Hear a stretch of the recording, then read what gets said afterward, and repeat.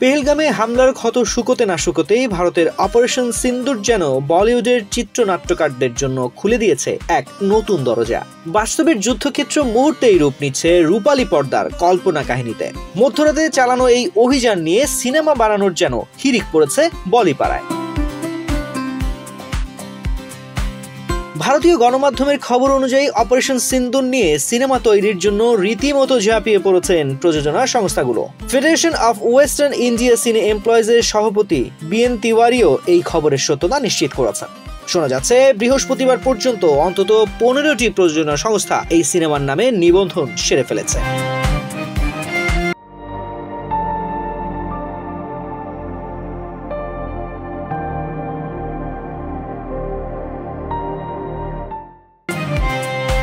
এই পরিস্থিতিতে একটি প্রশ্ন উকি দিচ্ছে বলিউডের অ্যাকশনধর্মী ও দেশাত্মবোধক সিনেমায় প্রায়শই দেখা যাওয়া তারকা অক্ষয় কুমার কি অপারেশন সিন্দুরে অভিনয় করবেন। যদিও এখন পর্যন্ত এমন কোনো আনুষ্ঠানিক ঘোষণা বা সংবাদ পাওয়া যায়নি, তবে বলিউডের সমীকরণ এবং অক্ষয় কুমারের এই ধরনের সিনেমার প্রতি আগ্রহের কথা মাথায় রাখলে অনেকেই এই সম্ভাবনা একেবারে উড়িয়ে দিতে পারছেন না।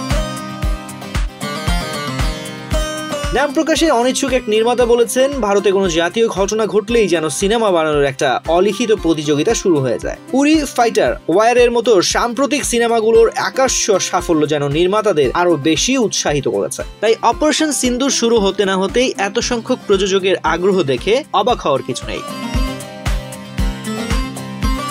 তবে মজার ব্যাপার হলো, তাড়াহুড়ো করে নাম নিবন্ধন করলেও এখনো পর্যন্ত কোনো সিনেমার চিত্রনাট্য লেখার কাজ শুরু হয়নি। নির্মাতারা আপাতত প্রথম পদক্ষেপ হিসেবে নামটি নিজেদের করে রাখছেন, এরপর ধাপে ধাপে সিনেমা নির্মাণের পরিকল্পনা এগোবে।